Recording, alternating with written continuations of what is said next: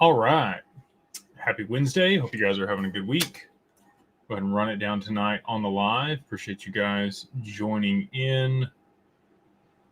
Man, a couple big days here, especially in the crypto community. Some interesting things happening that we'll just run down first before we get into the Q&A that we do every Monday and Wednesday night, both here on TikTok and over here on YouTube and X, formerly Twitter.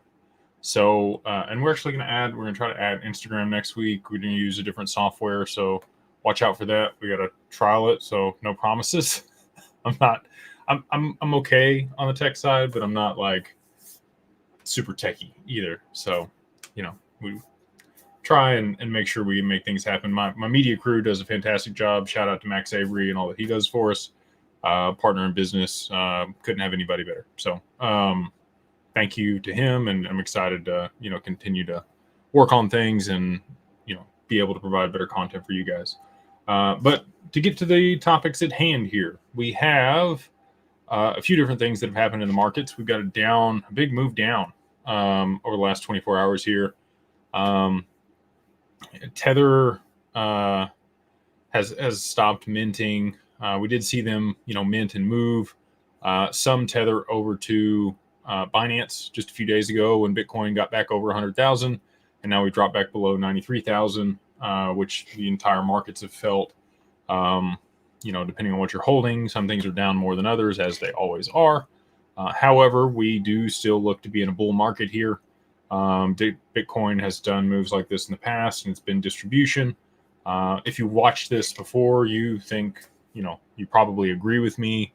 Maybe you don't. Maybe you get on here to troll me or ask good questions. I think that the constraints around this particular market for digital assets are very different in comparison to previous bull markets for digital assets. We got the ETFs. We have other regulatory constraints that are changing. And on that topic, aside from the move down in Bitcoin, we did have Ripple, both Brad Garlinghouse and Stuart Alderati there at Mar-a-Lago this week having dinner with Trump. Purple tie, green candles in the background. I don't know, what things mean. I'll take it all with a grain of salt, but hey, looks bullish to me. Excited about the 119th Congress getting sworn in and getting to work here in 2025 to pass, forward progressive crypto regulation. Looking for stablecoin regs here this year, maybe the removal of SOB 121, and I don't know that we'll get FIT 121 or FIT 21 through. There's definitely some reform that's going to go around that. Talking to the Digital Chamber a little bit about our event in April for family offices that we will be hosting here in Dallas. And then we have, comms going with a few other regulators and people on Congress, in Congress up on the Hill.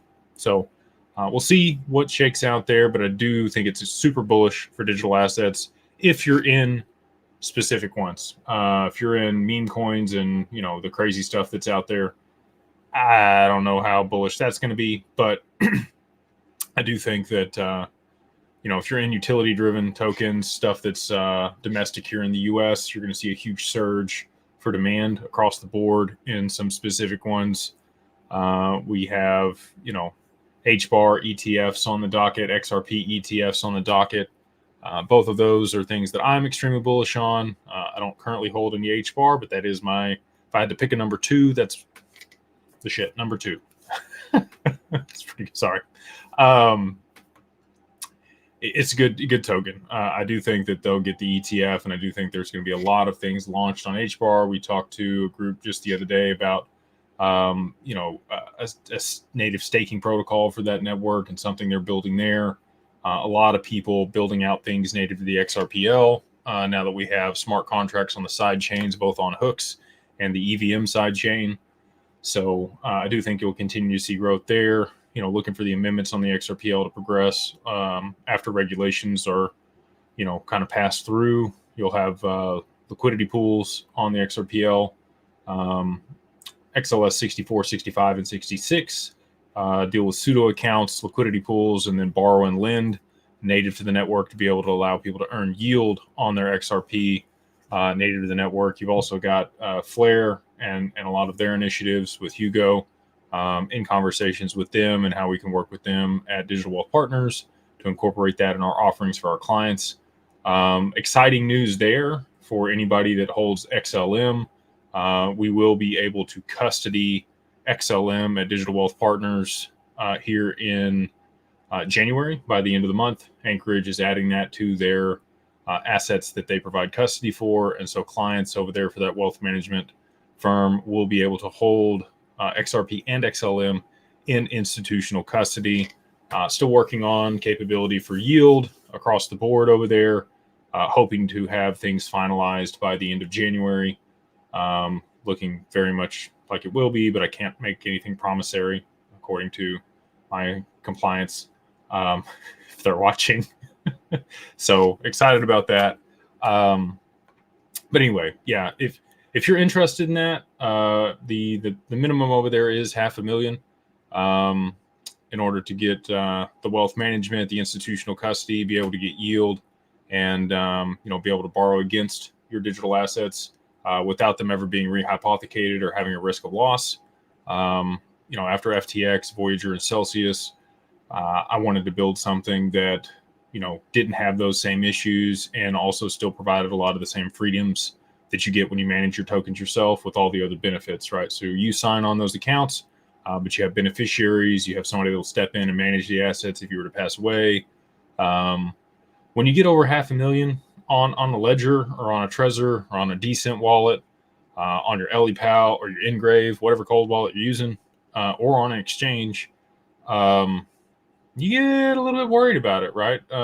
Some people, stay up at night. You got keys. There's no insurance. You got a lot of risk.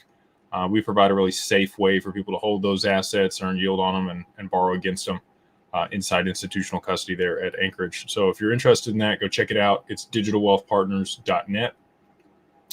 But with that, we'll go ahead and hop into the Q&A tonight. We got everybody over here on TikTok and on the other platforms as well. Appreciate you joining me, and appreciate all the good questions that you guys always ask. Conservative asset class, kicking it off tonight with the super chat. Thank you, sir. He says, Axelar is a blockchain of blockchains with such low total supply. In what way does the utility drive the price up for this token?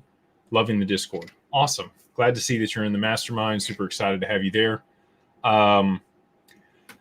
So to your point, there's a low supply on that network, and it allows interoperability between any EVM-based network and other networks. So JP Morgan, they built their infrastructure on an EVM solution.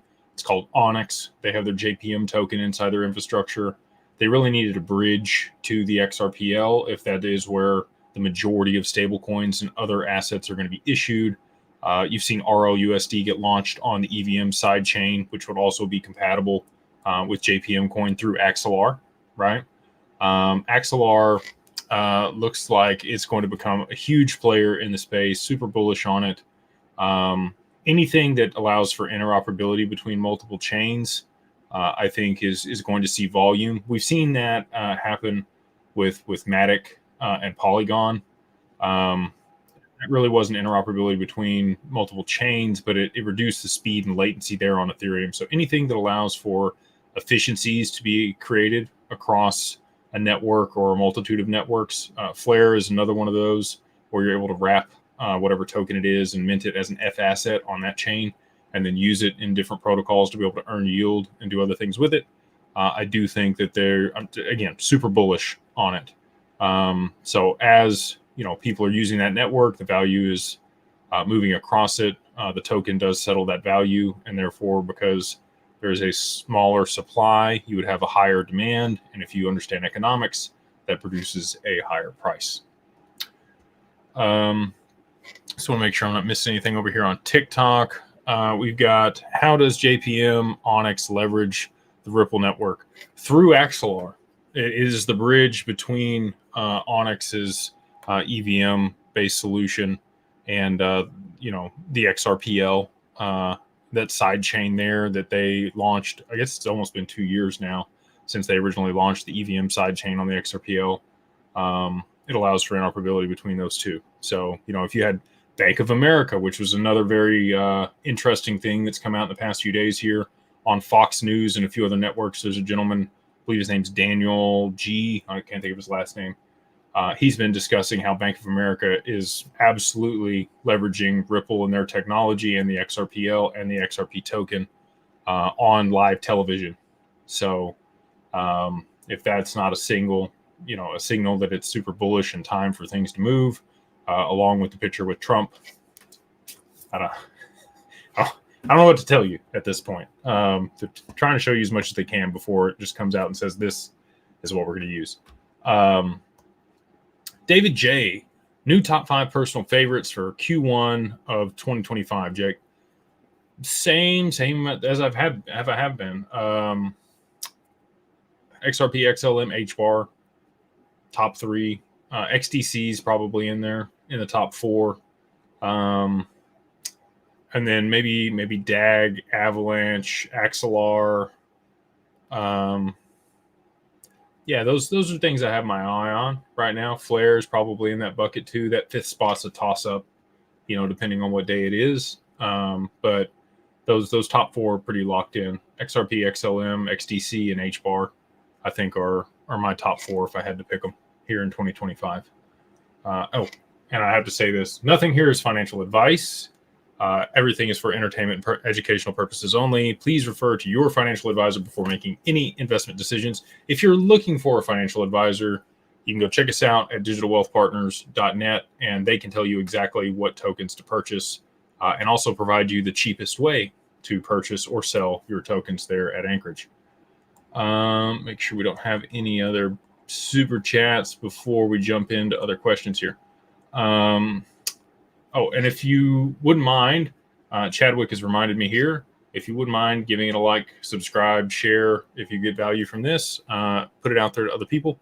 And we'll continue to do these on Mondays and Thursdays. I really do enjoy them. A few people over here on TikTok have mentioned Link. So we have the partnership between Chainlink and the XRPL. Swift, has kind of been a precursor for that. If you guys don't know, Chainlink has been a partner with Swift for an extended period of time. What Chainlink does is it's an oracle. So there may be people that aren't familiar with the differences in some of these tokens and why they might be used in certain circumstances versus others.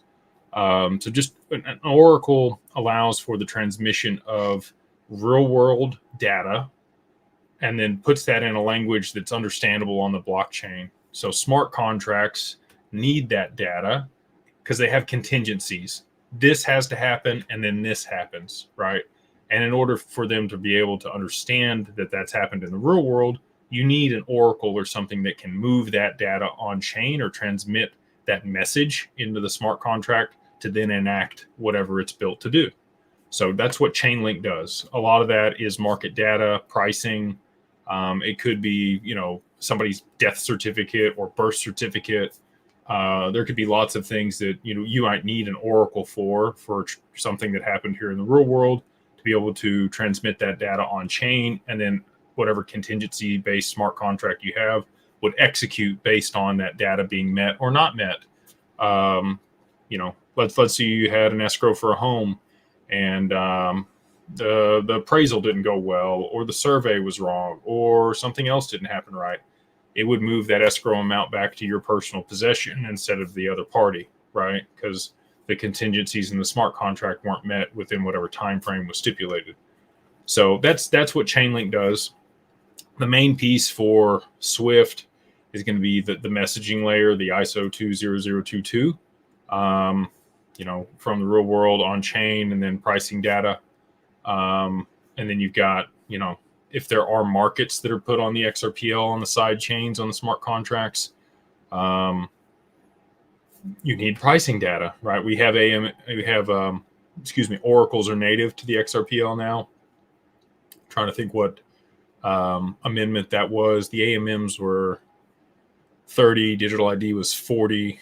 I think oracles were like, I'd have to look, 34 or 44, maybe one of those two. Anyway, they've been passed. So you can use the FTSO, Flare Time Series Oracle. You could use IOTA, or Chainlink, which is commonly regarded as the largest provider for enterprise solutions at this point. So makes a lot of sense that they would partner. I think their community manager feels a little bit embarrassed after some of the comments he's made here recently to see that news come out. I'm sure he was, taken aback. We also, this was interesting. I don't know if you guys saw this or not, but Exodus rang the New York Stock Exchange bell this morning. They are a hot wallet. I've used them in the past. I don't currently use them. However, it's interesting to see a crypto company ringing the bell at the New York Stock Exchange. For me, that's super bullish on the space, and it indicates that 2025 is the year that crypto is going to penetrate and be used in broader markets as a whole, and see the adoption that we're all hoping for. Hunter over here on TikTok says, private ledger, public ledger, XRP. You think the private ledger will keep price for retail down?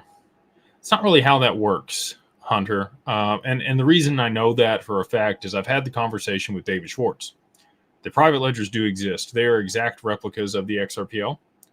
However, they have different assets on them that's not XRP. You cannot have a different price for XRP, even if it was a wrapped token on another network, because people would arbitrage it between the main net and the side chain or the private network. So I do think that there are transactions running in tandem with specific markets on these private ledgers.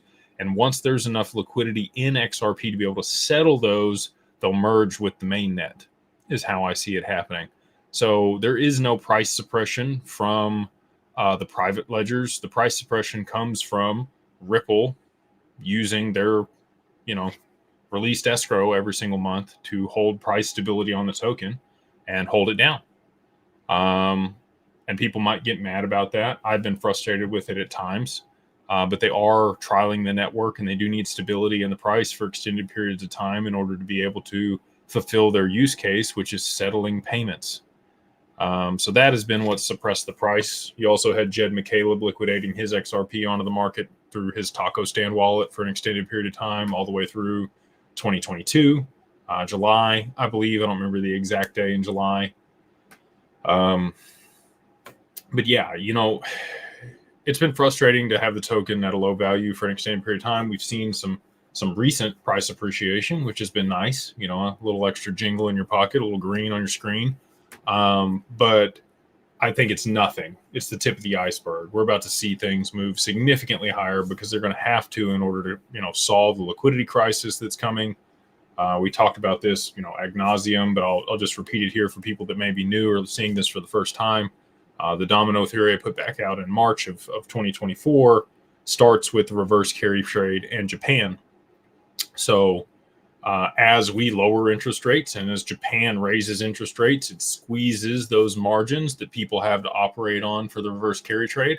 And when that unwinds, you're going to see tens of trillions of dollars sold off in global markets, and including, and actually probably the most problematic, U.S. Treasuries. When that occurs, people are going to be running back to pay those loans, and it's going to cause instability in the Treasury market. They're going to have to pass stablecoin regulation here in the U.S. to soak up those international treasuries that are going to be dumped onto the market. And with that, stablecoin regulation, as it sits today, has a provision in there that gives legal clarity for XRP and XLM as bridge currencies. It also gives, Congress the right to go after Tether and sanction it for its transactions with Iran and Russia, which are sanctioned countries, and evading sanctions, right? Roll that into the U.S. government. That would also, have huge implications for exchanges, cause liquidity crisis there. BTC would be impacted significantly by that. You would see huge outflows in the ETFs and unrealized losses for the investment banks with their exposure and now the options that they have on those. And they would need a way to be able to settle those transactions real time instead of T+1, which would require Project Ion, which has been built out by the DTCC and R3 and was finalized back in 2022, which uses guess what asset to settle? Primarily XRP. So your guess is as good as mine, on what price XRP goes to in that circumstance. But I'm highly confident it'll end up being 4 digits. So got a bunch of people over here talking about Chainlink on TikTok. Interesting news there. I'm bullish on Chainlink. It was actually the first token I ever purchased. However, it's already seen some pretty significant adoption. It's already working with a lot of the enterprises. It's very, very, very public about that. Things I think are priced in for that network. I don't think it works like some of these other ones. And the price rise for Chainlink has been gradual over time. There's really never been a huge 100x, or even a double in one day. Like that's never happened. I think that and I like to see consistent growth like that, which is good. It's obviously down now from its all-time high, but I do think over the next 5 years, as more enterprise solutions are built out, they're going to need an Oracle. Chainlink provides that, and their token will be required in order to facilitate it. So I could see an easy 5 or 10x on Chainlink over the next 5 years. Pretty reasonable. How high you think Hedera can go this bull run? I saw 18 cents last go, or sorry, it was more than that. It's already at 27 cents. It was up higher than that already. Made a bunch of money on Hedera back in 21 before I consolidated to XRP. I think you could see a $3 to $5 Hedera, especially if the ETFs come in. I think that's completely reasonable, which would be 10 to 20x from here. Could it be more than that? Absolutely. If depending on the inflows on the ETFs and supply shock, they might push it significantly higher than that. What I like about Hedera is their fees are fixed on that network. They're dollar denominated. They are payable in the token, but they are fixed. So the higher the value of the token, it's not like the fees on the network go up. And I think Mance and his team over there are pretty sharp. They're domiciled here in Dallas with me. And I'm bullish on the token. I think $3 to $5 is very reasonable, but it could go significantly higher than that depending on use case, demand, and other constraints that I might not foresee. Yee says 4 digits, nah. I think you're going to be surprised here in 2025, Yee. What are your thoughts on buying Ripple once it IPOs versus XRP? It's a good question. A lot of people ask that in the Mastermind. We do, run private deals there in the Mastermind and have allowed non-accredited people to be able to participate and purchase Ripple stock through the 506Bs that we run in that group. We run private investments. We qualify people as sophisticated investors because we provide financial education and business resources and obviously have a pre-existing business relationship with people there. So anybody in Carbon One can participate in those deals. We might be looking at another one at some point in the future. Can't talk about that, but if you join the Mastermind and if you want to try that out for just 1 month for free, the code to check it out, mastermind.beyondbroke.com, you can put in the code beyondbroke, all capitalized, the number 1, and then MO for month or Mary Oscar. That gets you 1 month free in social membership or Carbon One. But again, Carbon One is where you can participate on the private investments that we run there in the group. So back to your question here.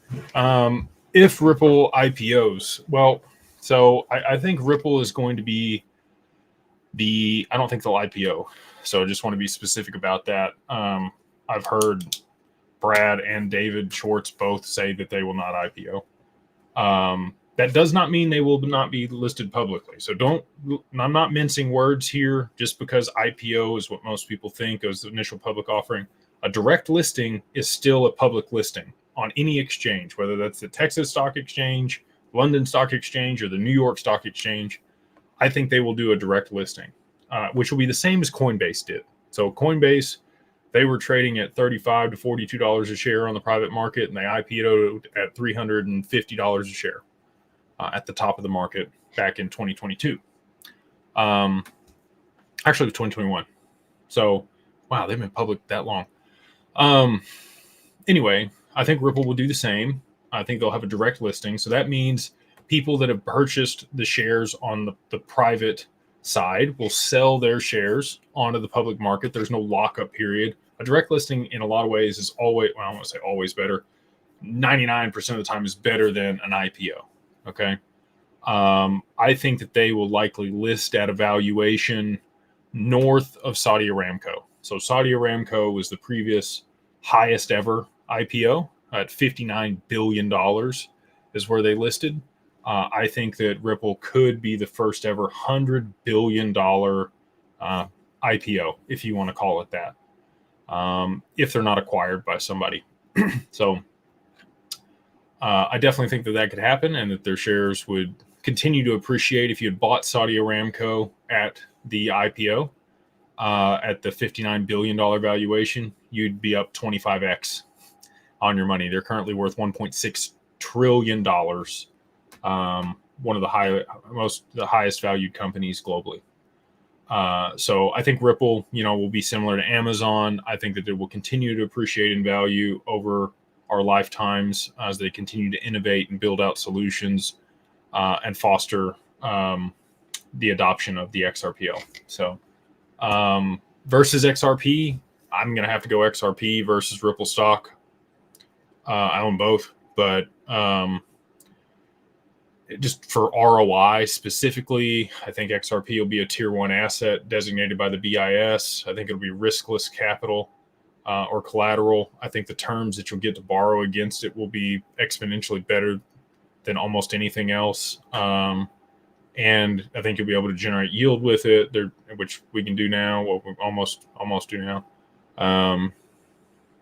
So anyway, that's my 2 cents. If I had to pick between two, I would say XRP, but I do think both of them are going to be, it's like picking between a unicorn and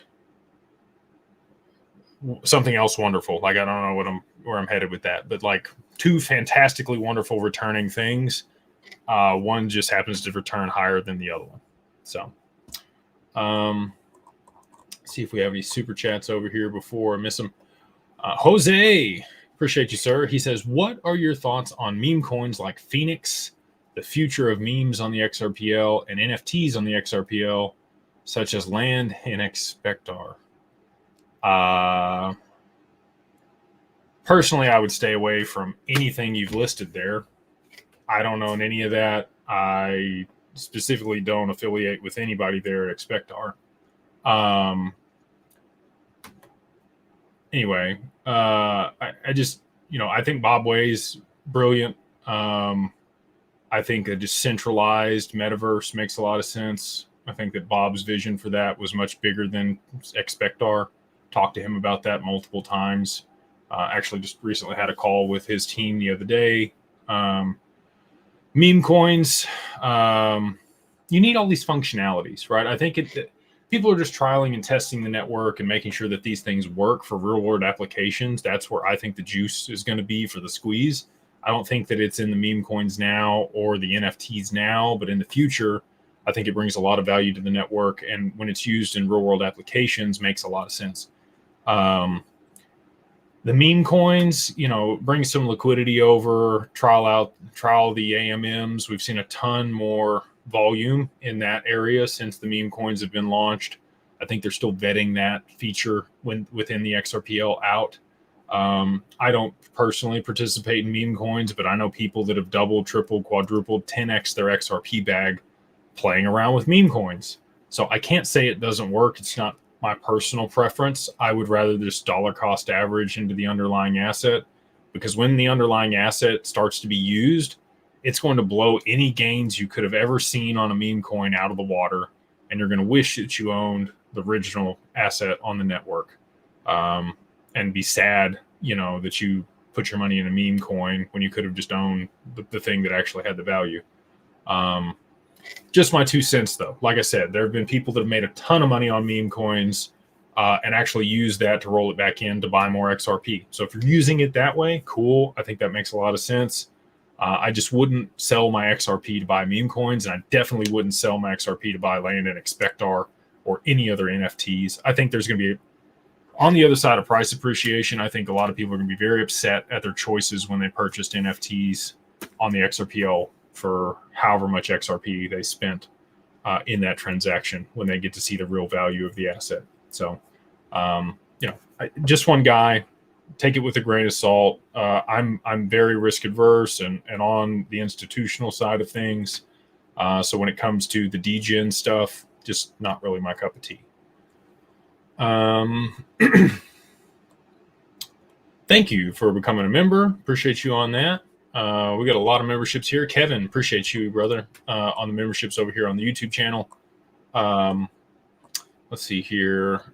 This is interesting. STO Plier says, "Hey Jake, 4 digits is how many years realistically do you expect it? Why is it doing this? It will still be able to buy a pack of chewing gum, or will be like one pack of chewing gums 100 USD or more."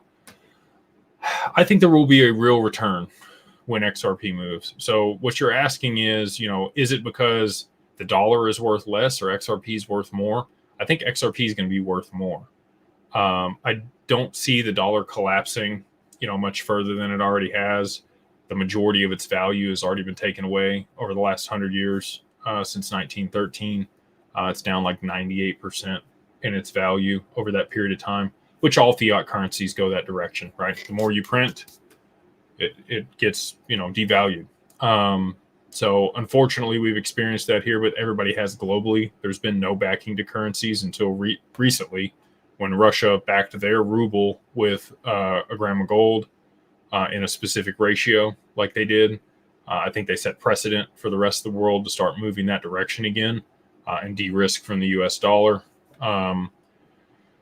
which we're seeing happening. I talked about in 2020, I was telling my dad that, the US would move away from the US dollar. And he was like, yeah, I've heard that, not the US, but the globe would remove that as a global reserve currency. He was like, yeah, I've heard that my whole life, but it's never happened. So I don't believe you. Well, now if you ask people after Biden's been in office the last 4 years, everybody will tell you, yeah, seems like everybody's de-risking from the US dollar and there's going to be something else that moves in to replace it. They don't know what that is. Really smart people haven't figured this out yet, which is, I don't want to say concerning to me, but interesting, right? Like people that I regard of high intelligence, Ray Dalio,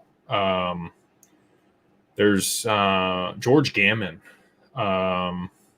just a ton of people that I think are brilliant, and they don't seem to understand how XRP would serve as a neutral bridge currency and allow for a level playing field, and every sovereign currency to, be backed and used in its own country and not have effects on other countries the way the US dollar has been able to do over the last really 100 years here.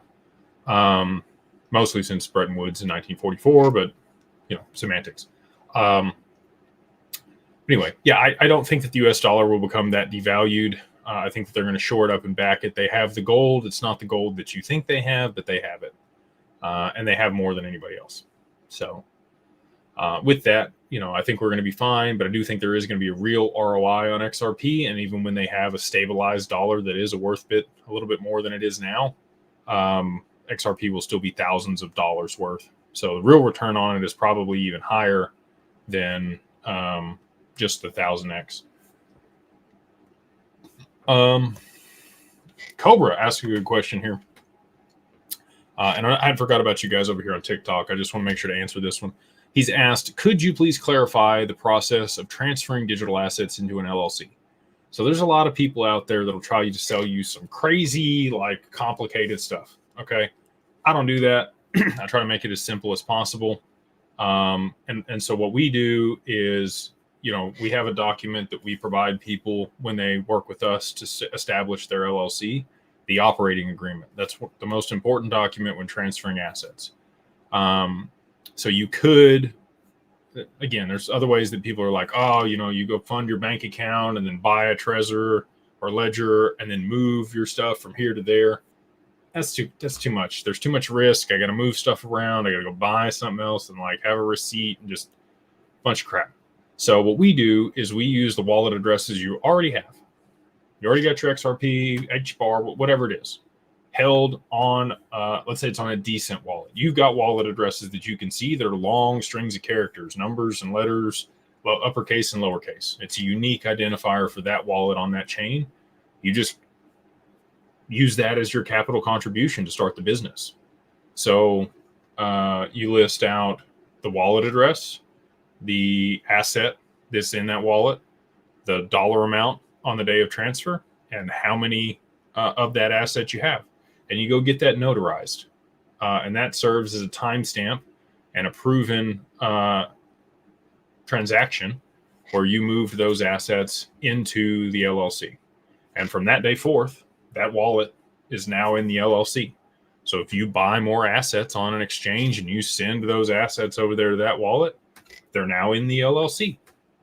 Don't have to be overly complicated. A lot of people want to make things crazy. I would rather just make it super simple. And again, if you work with us, we give you that document. It's $3,000 to work with us on the LLC.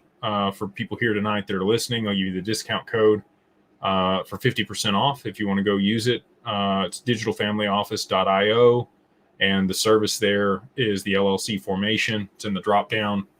You click on that and put in 50 off OFF DAG LLC. So that's 50 off 50 off DAG LLC, all capitalized.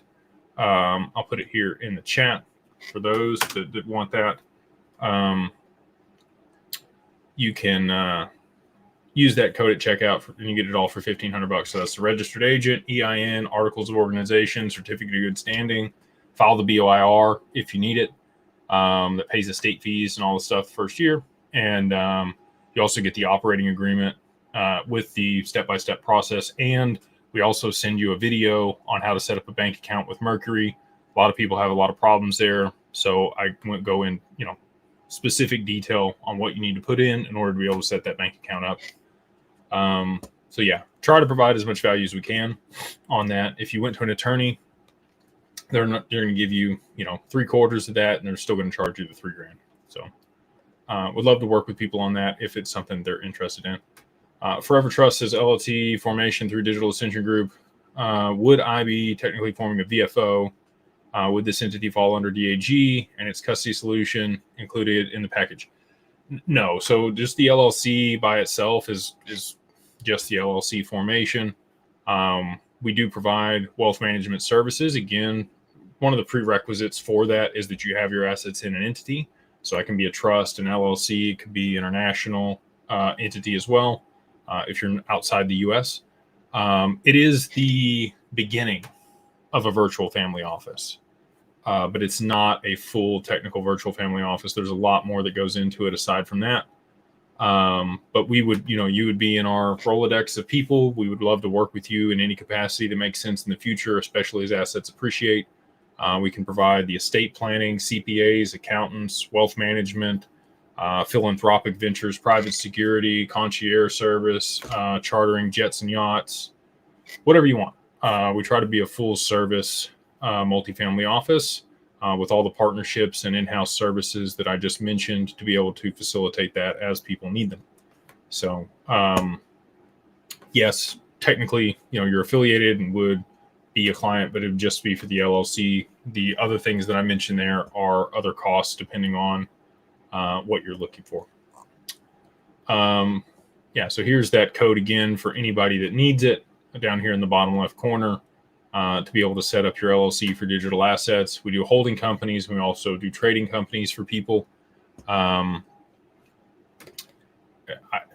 think if you've got more than $50,000 in digital assets, it makes a lot of sense to go ahead and incorporate. So,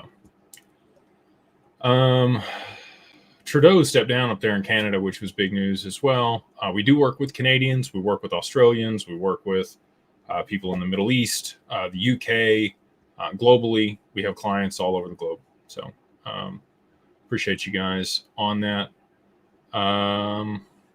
Go back over here to TikTok just to make sure that I know I've been facing this direction for a little bit. Thoughts on Garlinghouse and Trump meeting? I think it's a big deal. I think it's a very big deal. I think people are underestimating how bullish they should be. Yees has been watching him for a while. He knows his stuff. He knows more than I do on a deeper level. Appreciate that, Yee. I've been around. I know some people, and I do a lot of research, and I try to be level-headed about how I present things, but I'm always open to criticism or questions. Happy to answer those things. We got DJ over here. He says, Jake, can we move our investments to your control in your firm? Yes, you can. So if you have at least $500,000 in current value, that's the minimum for digital wealth partners to begin to work with clients. They will manage your assets, again, move it into institutional custody, and work with you on the financial advising, provide you institutional services and yield products that you can't get anywhere else. If you had 10 million, you could get them. But, outside of that circumstance, getting yield on your XRP is, I don't want to say impossible. There's a few platforms that do it, but nothing that I trust. And that's why we built what we have, because I wanted to make sure that it was bankruptcy remote, insured, protected, never commingled. You had visibility on your own assets all the time. You had signing rights on your assets all the time. Anyway, we just, try to go above and beyond with everything that we've built to make sure that the client is the one that is in the driver's seat on a lot of it. And we just fill the gaps and make things better and not take away. Dante, if XRP goes to thousands of dollars, wouldn't the amount of billionaires it create become a problem? I don't understand why people. There are, what is it? 3,120 something billionaires on the planet. Most of which you've never even heard of. There's a lot of people that you don't know that they have money. They've got probably $10 million or more in their retirement. You would never know. They wear overalls. There are people that are wealthy that just, you have no clue. And I guarantee you walk by them every day. They're not as prevalent as the normal person, but they are definitely out there. And I guarantee they're in your network of people that you know. And it's not a problem. So if you chopped up all the money in the world and made it equal, everybody gets, I think it was like $3 to $4 million globally. 8 billion people all get $3 to $4 million. Within 10 years, all that money would flow back to the people that know how to create value. That's all it is. The people that create the most value in society and make it easier and more convenient for you to do things and enjoy and provide services and benefits, that's where the money would flow, right? So why does Amazon have so much money? Because they provide AWS and they provide a platform for everybody else to make money. And you can get mad about that, but a lot of money would flow back there. Walmart, they provide, all the things that they do to make it super easy and convenient for you to get that stuff. And it's all on consignment. So they don't pay for anything until it's actually sold in their store, which is crazy. Dell, they're the same way. They have all the components for their computer on site. And until you order a Dell computer, they don't pay for it. They have all that inventory sitting there on consignment. Anyway, people that know how to structure business, people that know how to provide value, that's where that money would flow back to. And over time, people would, if you don't know how to manage the money correctly, wealth creation and wealth management are two completely different skill sets. And that's why I have a lot of passion for what I talk about and what we've created, because there's 70% of lottery winners go broke within 3 to 5 years. And they're more miserable than they were before they came into the lottery. They don't understand taxes. They don't have estate planners or lawyers or CPAs or wealth managers or anybody else to help them with that understand, what to do with that money, where to put it, how to mitigate risk and all those other things. And we've built the team for that, right? Because I know, like 5 years ago, I didn't know all the stuff that I know now. If XRP had jumped 5 years ago, I would have been in a problem. I wouldn't have known how to handle it. And so if you take nothing else away from tonight, I would just start looking for the professionals around you to be able to help you on the other side of price appreciation. Even if you've already managed hundreds of millions of dollars before, I guarantee you every person that is sat in that seat has counsel, advisors, mentors, coaches, people around them to make sure that they don't mess it up. When we set up a family office or work with a family to do that, we have two boards. We have a financial committee that governs their investments, along with normally the matriarch or patriarch to help guide their investment thesis. And then we also set up a family board, and there's checks and balances between the two. And you could have up to 15 or 20 people across those two boards, depending on what type of asset classes you're investing in, how many family members are on the boards, how many advisors you want to be have involved. Anyway, I'm just saying, have some forethought. If you don't have the financial education yourself to make sure that you manage your wealth on the other side of this, partner with people that do. It doesn't have to be us. I think we have a really good team, and we've done a really good job of putting it together. These are all people I personally sourced from my wealth, and that's how I curated the people we work with now and provide these services. But you may have a CPA or wealth management group or attorneys in your neck of the woods that are familiar with crypto. Start those conversations now before you have tens, hundreds of millions, or billions of dollars like this gentleman has talked about here. Rambling on. Appreciate you, Caleb. He says, can you speak on Velo? Bullish on Velo, peer-to-peer lending, tokenized securities on Hyperledger. Anything that's a layer 2 on Hyperledger, Stronghold's another good one. I think it'll probably get acquired by somebody that wants the technology. Same thing with Stronghold. Bullish on the token, as XLM goes up in value and is adopted and used for retail or merchant payments. I do think that you'll see, Franklin Templeton has also tokenized a bunch of their stuff on Hyperledger. You've got Cactus Protocol, which allows for interoperability between Corda, Hyperledger, and any EVM-based chain. They wouldn't have built that if they weren't going to need it. So you need interoperability between Hyperledger and those two others, and those two others are going to be where the majority of the markets sit. So bullish on Velo, and hopeful that as things progress here after we can custody XLM at Anchorage here in January, we'll move on to layer 2s on that network and hopefully be able to provide custody for Velo and Stronghold also in institutional custody. Living Legacy always reminded me, smash the like button if you do think this is interesting. If you find value here, subscribe, share it with somebody else. That is much appreciated. Go ahead and scroll down here over on TikTok. A lot of people ask good questions over here, and sometimes I miss them. Is it okay to hold XRP on Robinhood and Coinbase? Absolutely not. You do you. I can't give you financial advice. I don't know if you can even move it off of Robinhood. I know they listed it recently. It's, PayPal originally when they listed Bitcoin and other digital assets, you couldn't move them off of their platform. Coinbase is notorious for not giving you airdrops or the value that you should be getting for being on their platform when something happens. They still haven't distributed the Songbird, to XRP holders from the snapshot for Flare.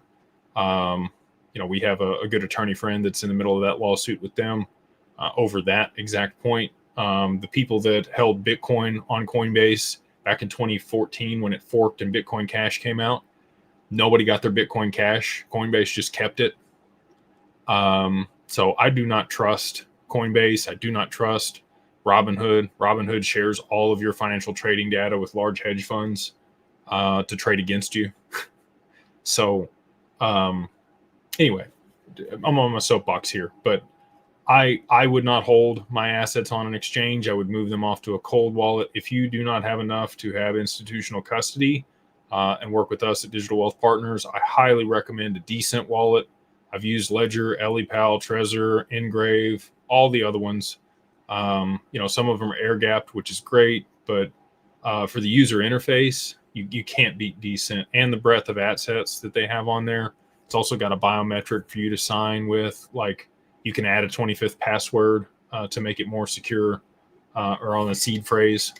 Like, there's just nobody else out there that I think does it at the same level as Decent. And just, full transparency, I am an affiliate. We've been approached by all the cold wallets. That's the one we picked because that's actually the one that we think is best. And if you want to go check out the link in the description below, you can go check out Decent and grab a wallet there on the main site. That's the other thing I would say. Do not buy from Amazon. Do not buy it off eBay.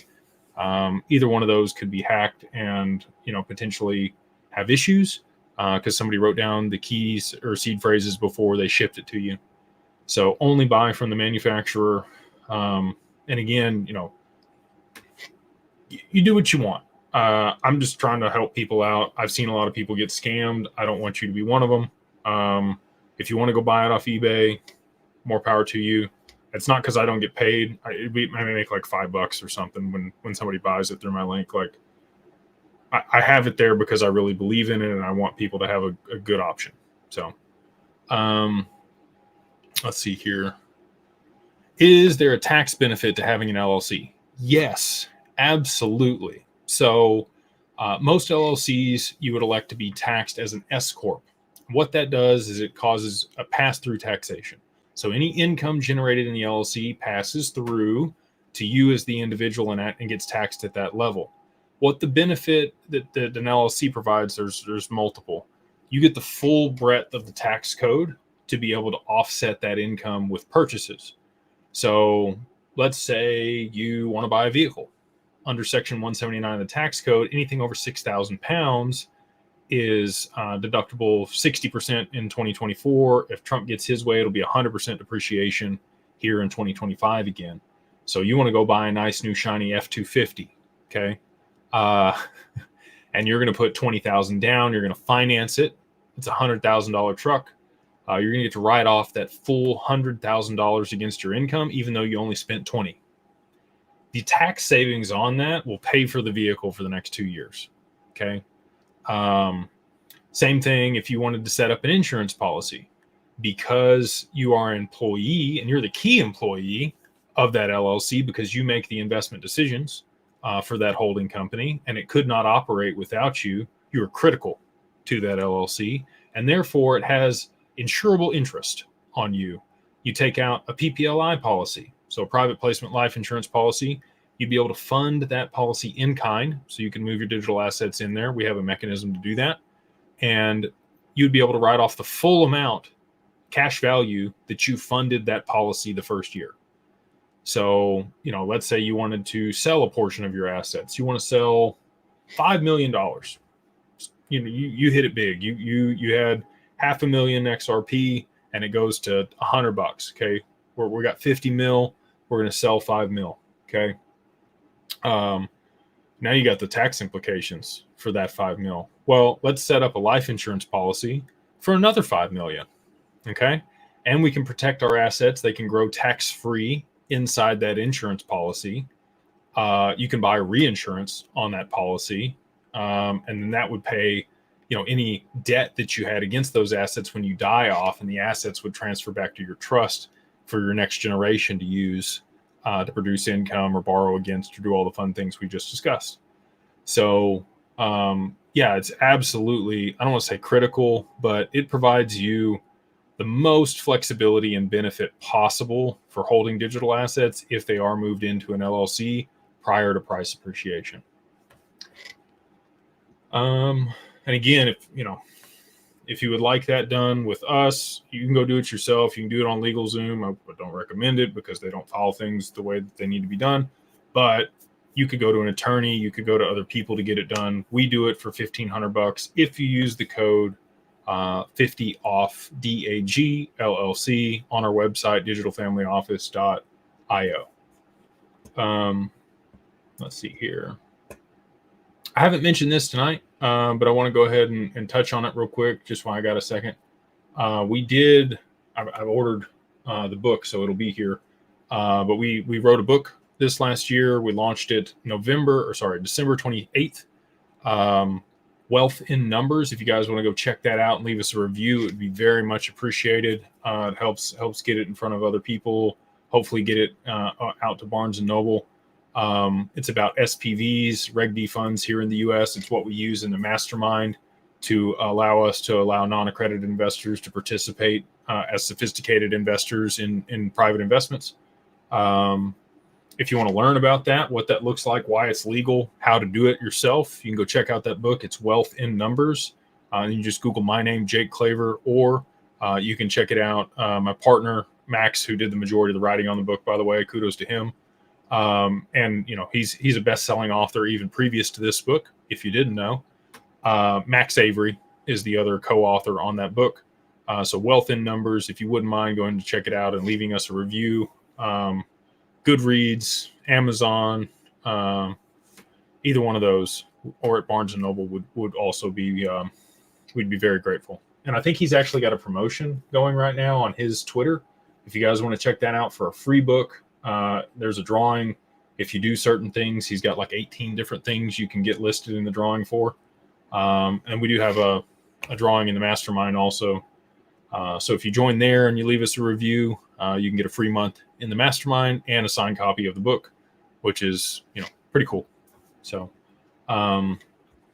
let's see here. Miss any other super chats over here? We do. James Hall, thank you, sir. I responded to your email earlier today, and I appreciate your patience. He says tokens have to be on a cold wallet before completing LLC operation agreement and getting notarized. Yes. Learned that today. Waiting on my decent now. Thank you, Jake. I need to buy $1,000 or more XRP after watching every live. I don't think you're going to be upset about the outcome on that, James. And yeah, so yeah, unfortunately, we do to move the assets into the LLC. It's hard to do if they're on an exchange in a personal account, right? Because it's not in the name of the LLC. What you could do is, create an account at the exchange in the name of the LLC and then move the assets over there. That would also work, but it's much easier to just move them into a cold wallet off the exchange and have that listed in the LLC as the main wallet or capital contribution. Makes it super simple. And I would, like we talked about before, leaving things on exchanges, I don't think is the best choice. There's just been tons and tons of instances where that's just not gone well for people. FTX, Voyager, Celsius. I don't think that's over either. If we do see Tether really take a hit and liquidity dry up, it's not just going to be Tether and Bitcoin that take a hit. It's going to be some of these exchanges that don't have enough liquidity to float it, and they don't have enough XRP to move into that position. And I think they'll go bankrupt, and there are going to be people that potentially lose assets again. I hate that. I don't want that to happen. I'm not speaking that into existence.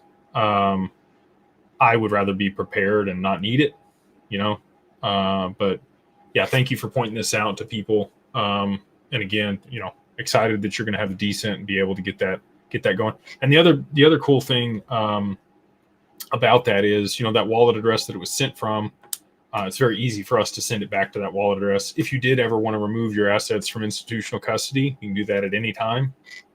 As long as they're not locked up, earning yield, or borrowed against. That takes a little longer if you wanted to get them off there. But if they're just sitting there, you can pull them at any time. We sign the transaction, they move right back out of there, back to your cold wallet for whatever reason. We had somebody do that just the other day. So, and when we had everything at standard custody, we provided the same service. Here we go. Here we got a super chat. Would you yourself sell XRP to get your services to sell XRP before price appreciation if you met the XRP requirement? No, I wouldn't. And I've told people not to. And again, I am not here to make money on people. I'm here to provide value and services as people need them. XRP is extremely valuable. If if you're at a point where you have to liquidate XRP to pay for our services, go figure out a way to make more money, would be my answer to that, if you really need them. If you want to wait till price appreciation, there are consequences for that, depending on how much XRP you have. And so maybe we'll talk through that, just so people have an idea. Here in the US, the gift tax threshold is 13.6 million per person. Okay.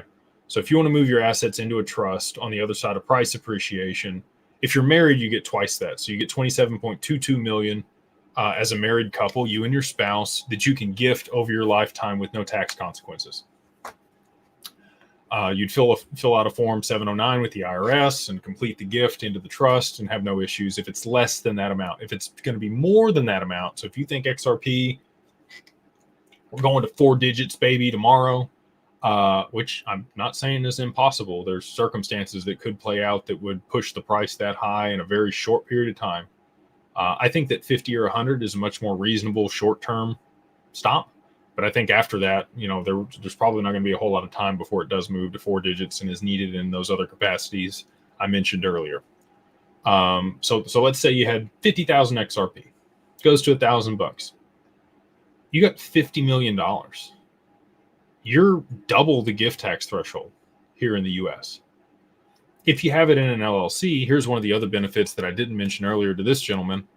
You can get a valuation on an LLC. And if you gift small pieces of equity to your family members or friends, 1%, 2% to a few people, you can get a reduction in valuation.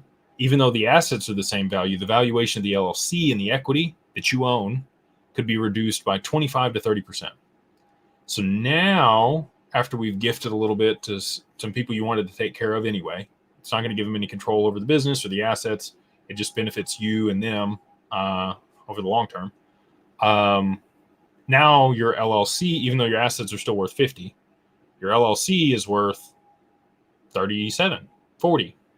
Now we can gift a much larger portion of the equity of the LLC and the underlying assets themselves into the trust to protect them for the long term. And you always, I don't want to say always, there's some circumstances outside of this, but for most people, you want to keep a large portion of your assets inside the domestic asset protection trust and a smaller portion inside the LLC outside the trust that you manage. And you may want to move a manager in there besides yourself. We provide that service, just saying. So anyway, and the reason you want to do that is so you can pass the taxes from the trust onto the LLC. Anything over $15,000 is taxed at 37% here in the US on a trust. So they're not overly tax efficient, but you can pass that to the LLC. So if you're generating, let's say you generated, $200,000 on your assets inside the trust, and you could pass those taxes to the LLC. So now it's taxed at 20% instead of 37.5%, and you don't have to liquidate any of the assets here to pay those taxes. You could pay it out of the LLC. So by proxy, you're basically like moving XRP or whatever digital assets you hold here in the LLC into the trust over time through that mechanism. So, you want to be cognizant of that. We work with clients on all those things. But yeah, don't sell your XRP to pay for our stuff. It's going to be too valuable in the future. Figure out a way to make an extra couple $100 if you really need what we're providing. And we're happy to work with you. But if you can keep it, don't sell it. Let's see here. Got a couple other people over here on TikTok. Is it pretty simple to go from using decent app to using the cold wallet? Is my crypto okay on the app? The app and the cold wallet normally go together. So is it on your desktop? It wouldn't be an app if it's on your desktop. I'm not familiar with the decent app unless it's correlated with your actual device. So not sure, Stetson. If I had a better answer, I would give it to you. I apologize for my ignorance. If you put it in a cold wallet and you buy more later, how do you get it on the wallet? You just send it. Yeah, so you have a wallet address that's, well, depending on what kind of asset you're holding. If it's XRP, you'll have a tag. So on an exchange, if you're holding XRP or XLM there, your assets will be commingled in a wallet, and you'll have a tag that is like your account number at the bank. So their wallet address is like the routing number, and your tag number is like your account number. So it references how many they owe you, right, in your account there. And then if you move to a cold wallet, it's not going to have a tag associated to it. But you would just, withdraw. There's a button normally on an exchange for withdraw. You'll list the wallet address that you're moving it to for a cold wallet. Authenticate, multi-factor authentication, whatever's required to be able to do that. I always send a small test transaction anytime I'm sending to a new wallet, just to make sure that it lands there. I don't know if you've ever sent Bitcoin, a large amount of Bitcoin somewhere, and you're like, it takes 45 minutes for it to land over there. Whereas XRP is super fast. It might take a little longer off of an exchange because, again, they have to pull it out of their commingled wallet and send it to you. I've had it take up to 10 minutes to send XRP off of an exchange. But yeah, Bitcoin is a nail biter waiting for it to land, and the transaction to confirm on chain requires 3 confirmations before they settle it on the other side most of the time, which can be anywhere between 45 minutes and 10 hours if the network is congested. But anyway, so that's what I do. I send a small amount, make sure it lands, send the rest of it, and then anytime I bought some on the exchange after that, you should be able to remove it to that same wallet with not a whole lot of issue. Every once in a while, Coinbase gets a hair up their butt, and they'll tag you, or another exchange will, if you're moving too much money through there and they're mad about it. Uphold does the same thing if you move too much money through there. We have contacts at Uphold and Kraken if you guys would like them. You can just email info@digitalfamilyoffice.io for their OTC services. So if you want, their over-the-counter cheaper rates for larger amounts, happy to, pass along information there. I sent tokens from my Coinbase to my Arculus. Very cool. But put it in the wrong address. How do I get it? You don't. I'm sorry, man. Arnett, that is... so this is the problem, right? And this is why I always send a test transaction, and it's a small amount. I've sent thousands of dollars into the abyss with this stuff, and I hate that when it happens to other people, because I know the gut-wrenching feeling I feel when I think about that. If you put in a wallet address on another chain and send it, she gone. You're not getting it back. If you put in the wrong wallet address for a wallet on chain and it goes there, you ain't getting it back. Especially XRP, there's no clawback, there's no freezing, there's no recourse, and that's the way it is with all these digital assets. So I'm sorry for your loss of digital assets, but if you put in the wrong address when you sent it, there's no way, unfortunately, to get those assets back. Unless you want to send, on the XRPL, you can send another small payment with something in the memo that you hope they read, and you hope they're a nice person and they'll send you that back. But most people are not, and they're just going to keep those assets for themselves. So, again, that's why I always do a small test transaction to make sure that it's going to land from this wallet to the other one before moving any large amounts.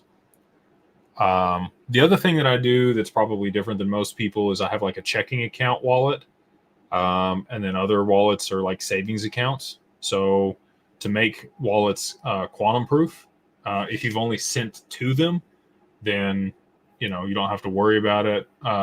According to David Schwartz, it should be quantum proof because you haven't exposed both the keys.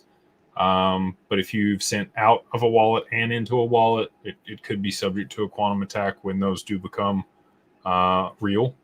I think within the next 12 to 18 months, they will have quantum computers that can hack cold wallets. And I think that institutional custody will be substantially more adopted by people. I think we're way ahead of the curve on that.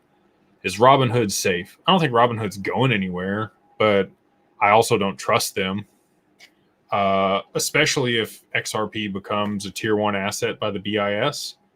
They owe it back to you. So if in their terms and conditions they say that they can pay you the dollar amount, which I'm sure it does, they would probably just take your asset and give you the dollar amount on the day that they took it, if they wanted it for themselves. You know, if you're holding it in a cold wallet, if you're holding it with Digital Wealth Partners, none of that can happen. Nobody can take it from you. It is yours. It's like taking your cash out of an ATM and sticking it in your wallet. Infantry in 1989 says, where are you buying your XRP from? You can really get it almost on any exchange in the US now. The lawsuit, XRP was given legal clarity here in the US by Judge Torres on July 13th of 2023. She ruled that XRP in and of itself is not a security in the eyes of the US government. And it's the only precedent in a courtroom that's ever been issued for a digital asset. So after that, all the exchanges relisted it. So Coinbase, Uphold, Kraken, BitTrue, Bitstamp, BitMEX, Bitmart. You should be able to just buy it almost anywhere at this point.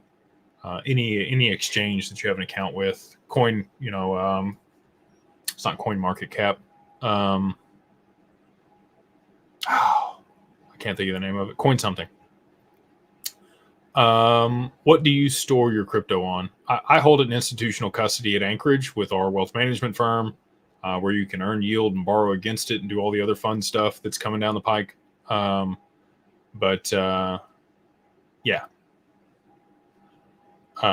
Again, earlier we mentioned the Decent wallet. If that's something you're interested in, we have a link in the bio. You can go check it out. That's my favorite cold wallet. Dana Nelson says, I was going to buy 60,000 XRP in Coinbase. Where should I buy it? Coinbase is good. The fees are going to be high there. I would look for an OTC desk. If you're going to buy that much, that's going to be 120 grand. If you want to email me, I can get you in contact with the OTC desk at Uphold or at Kraken, and you can get the fee to buy it will be much cheaper if you go that route versus buying it on Coinbase. It's just info@digitalfamilyoffice.io. This person says Uphold or Caleb and Brown. Caleb and Brown's 3.5% is what they're going to charge you for being the broker. They do a fantastic job. You got somebody you can call. They're white glove. They're great, but they are compensated for those features. So that's all I would say. Living Legacy says, what is LLPal? LLPal and Engrave are both air-gapped wallets.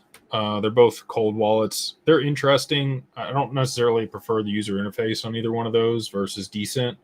But to have it air-gapped, it's not connected to the internet until it is. I would just, keep your app for your Decent wallet on a laptop that's turned off most of the time. And again, just don't share your keys with anybody. Like anybody that emails you and asks you for your keys, do not give it to them. Doesn't matter if they say they're from the wallet manufacturer or anybody else. Do not give anybody your keys. Let's see here. Yeah, here's the Living Legacy shared the link for the Mastermind. So again, if we talk about a lot of this stuff there, I talk about more stuff in detail. Things that I don't talk about here publicly, we talk about in the Mastermind. We do private investments there in the Mastermind. So for those that can't see the coffee cup back there, it is mastermind.beyondbroke.com. We do give these out at all of the in-person events that we put on.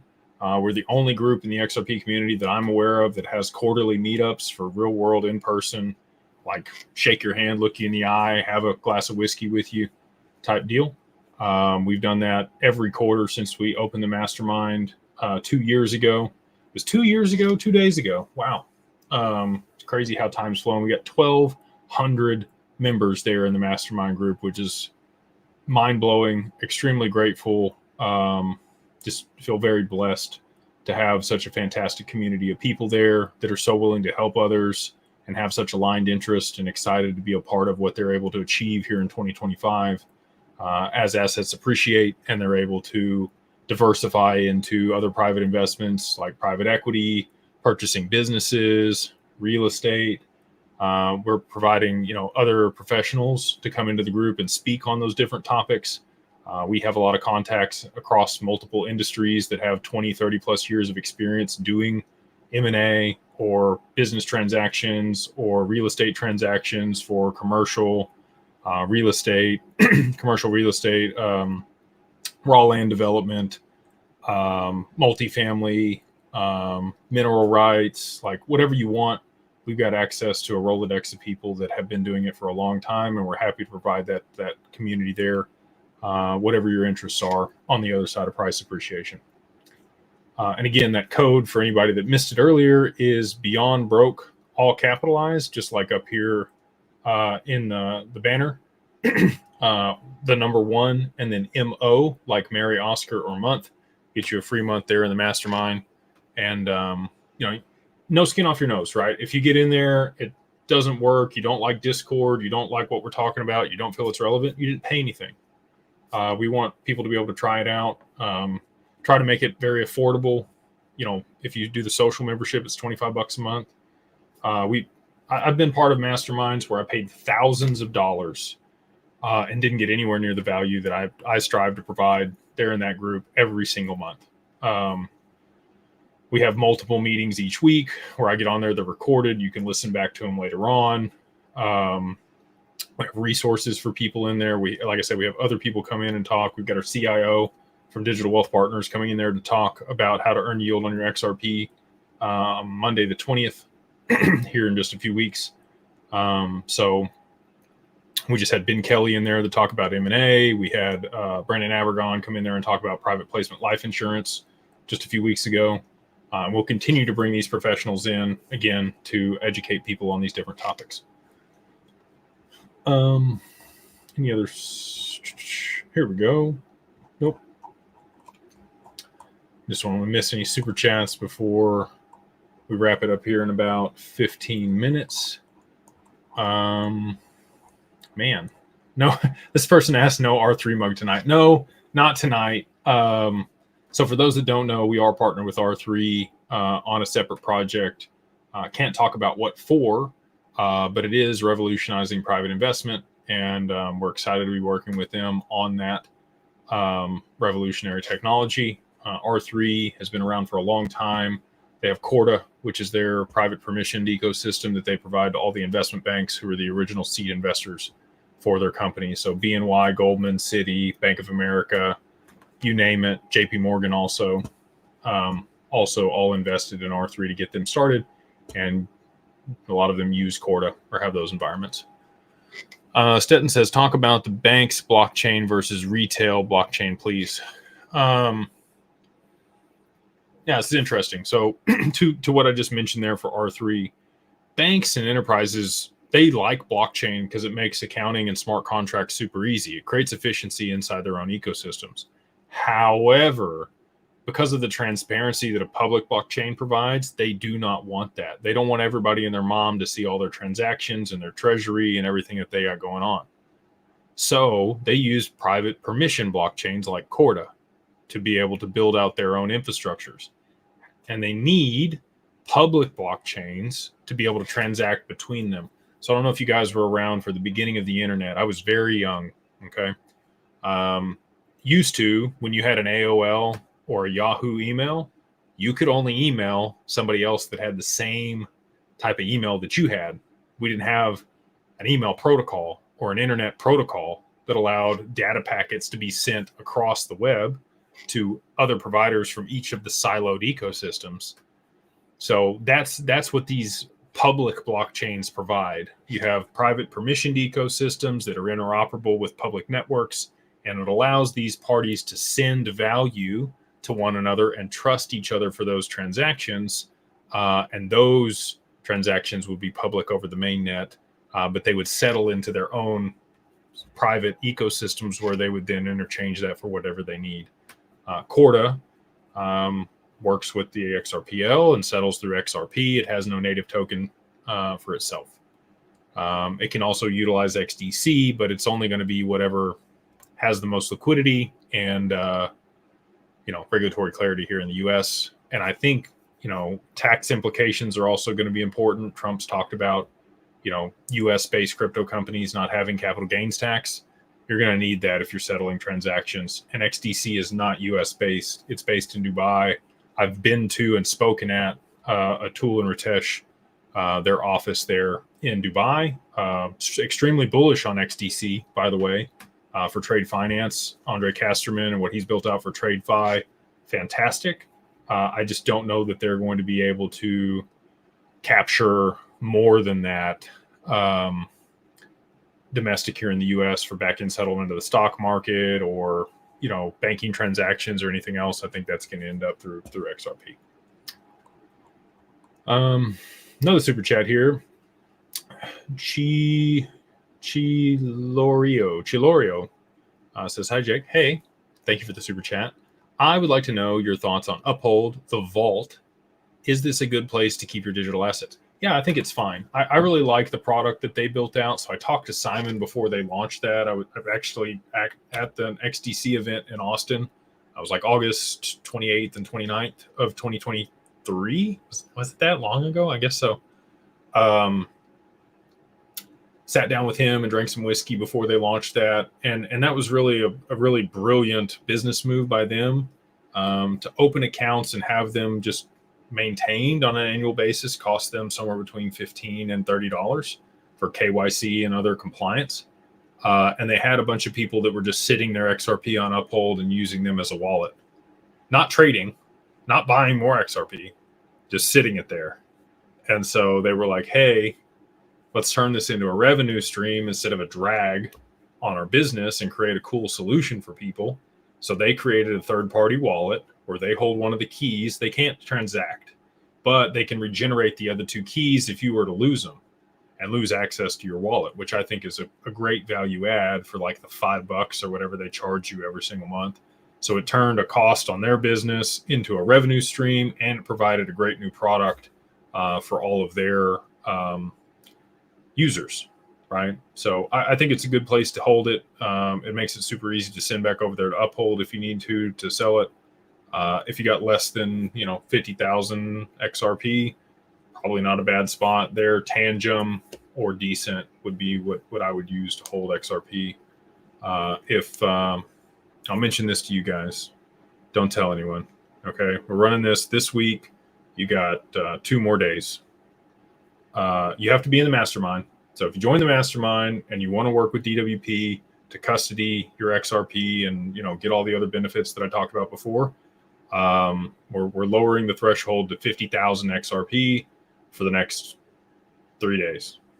So you need an LLC, you need to be in the mastermind, and it is $1,000 to onboard. So there's costs associated with it. It's not for everybody, but just wanted to throw that out there because I'm only going to do a couple lives this week, and I know we've got a good number of people watching. So if that's something you're interested in, if you want to email and talk about it, again, you have to be in the mastermind. It's only for mastermind members.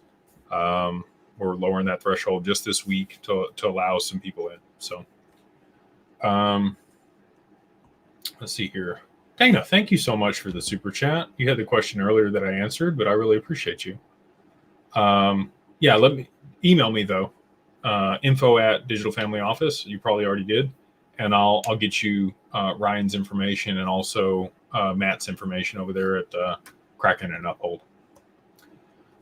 James Hall, thank you again for the super chat, brother. You didn't have to do that. He says, can DAG work some magic to get mastermind members an exclusive discount on XRP Las Vegas tickets?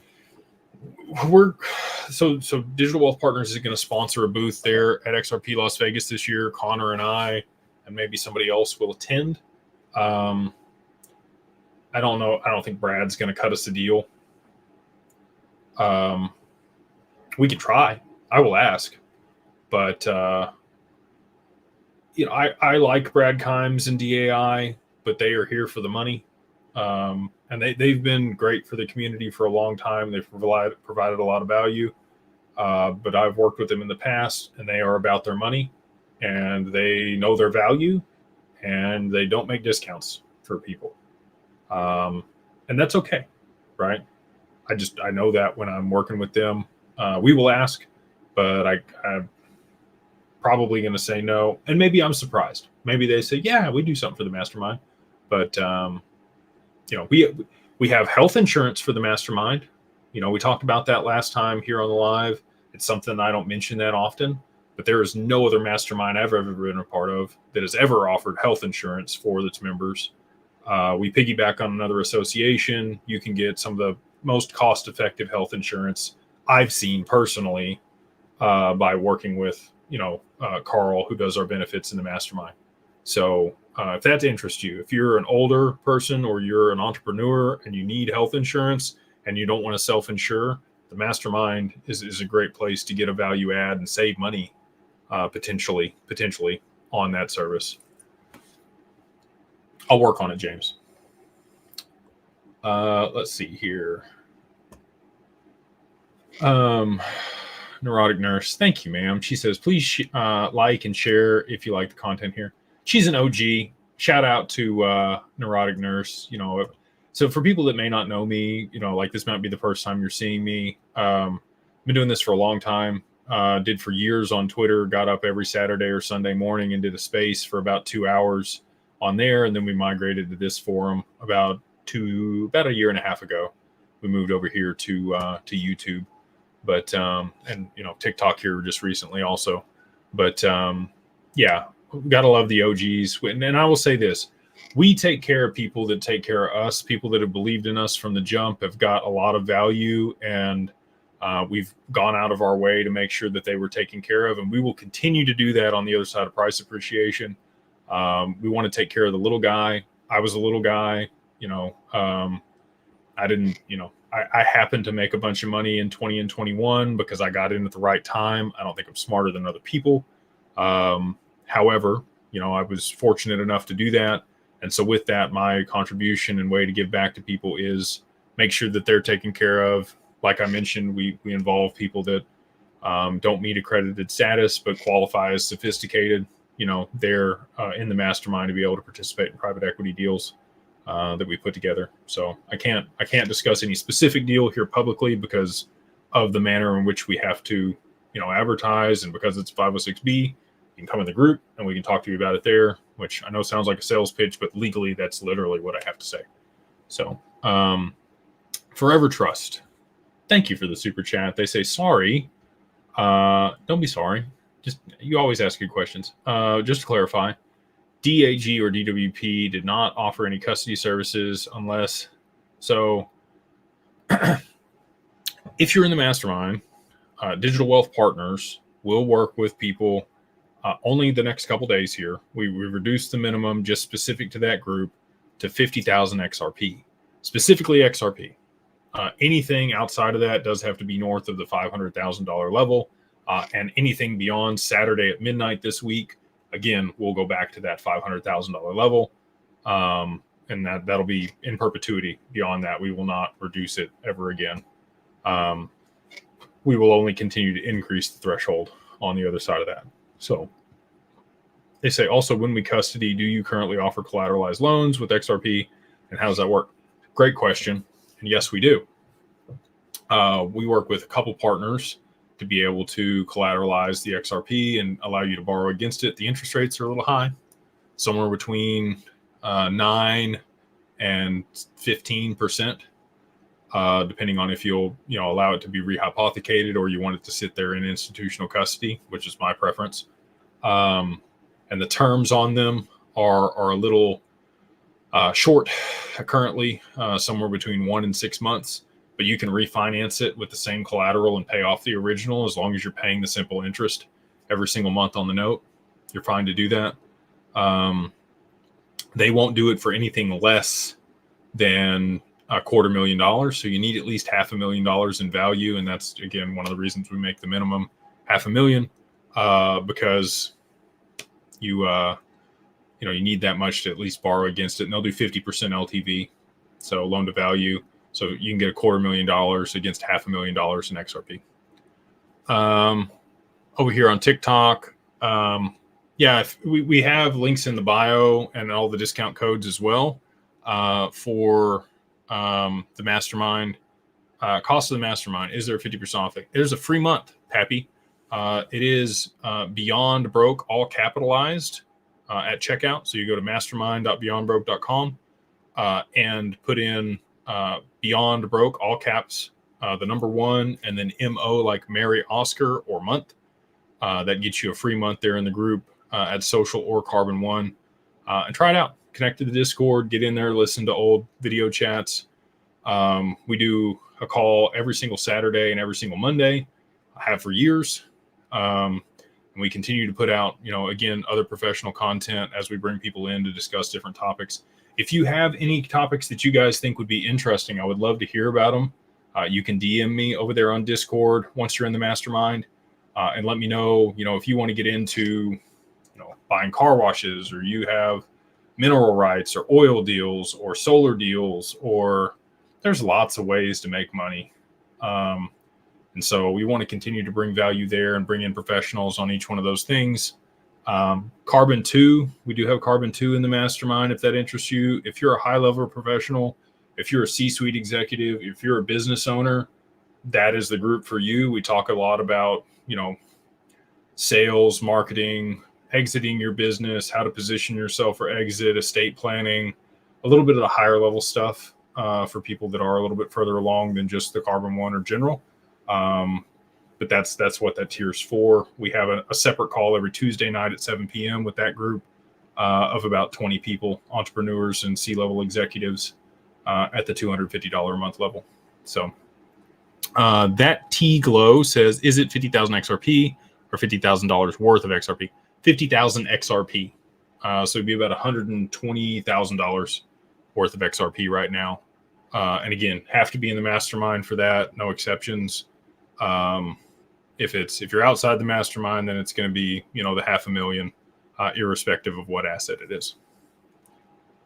When is XRP Las Vegas? I believe it is May 28th through or 29th through the 31st of this year there in Las Vegas. Again, if you want to go check that out, I think it's just xrplasvegas.com. Brad Kimes puts that event on, him and Digital Asset Investor.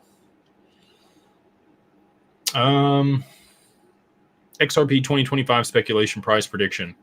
Hearing 10K. Yeah, I don't know that we get $10,000 in 2025. I think 2026, sure. Okay. Derivatives maybe moving on chain at that point at the end of 2026.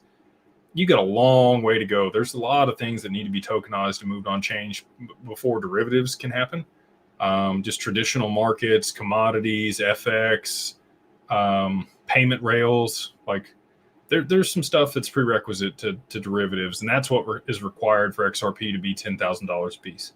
So, I'm a hype person just like anybody else. I do think it's going to get to that price. I just don't think it's going to be here in 2025. If we see 3 or 4 digits here in 2025, I'm a big believer in that. So, we do have some of this, Izzy. We've got a company that I met here at the family office event that we threw back in September that does the actual drilling companies. That's what you invest in. You get the depreciation from the equipment that you get to write off. We also have another gentleman that supplies Bitcoin mining equipment. And his fund has done extremely well, provided about 42% returns year over year, the last 2 years. And you're able to offset all of that income that they pay out on those distributions because they're able to depreciate the equipment that they're selling the miners. So again, on the other side of price appreciation, I get tons of deal flow across my desk every day. Some of it's garbage, weed through it, but we have a lot of really good people that are providing really a lot of value that we will bring to the group there in the mastermind, and also DDWP and their clients here in 2025. So with that, we'll go ahead and wrap it up. As always, appreciate everybody joining us here on a Wednesday night. We do these Monday and Wednesday nights at 9 p.m. Central Standard Time for about an hour and a half. AMA, Ask Me Anything. If you do want to go check out the services that we have for the family office, the LLC, again, 50% off. It's normally $3,000, but for people that are watching here, You can put in the code 5050 off OFFDAG.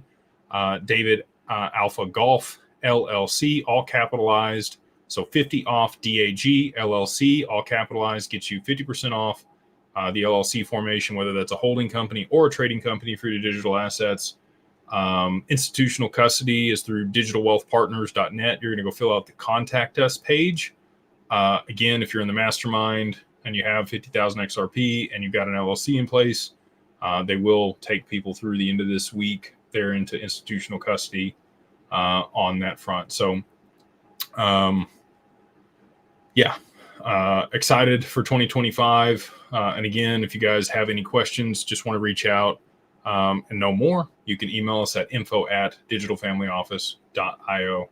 Hope you guys have a wonderful week, a blessed night, and we will see y'all on the next one.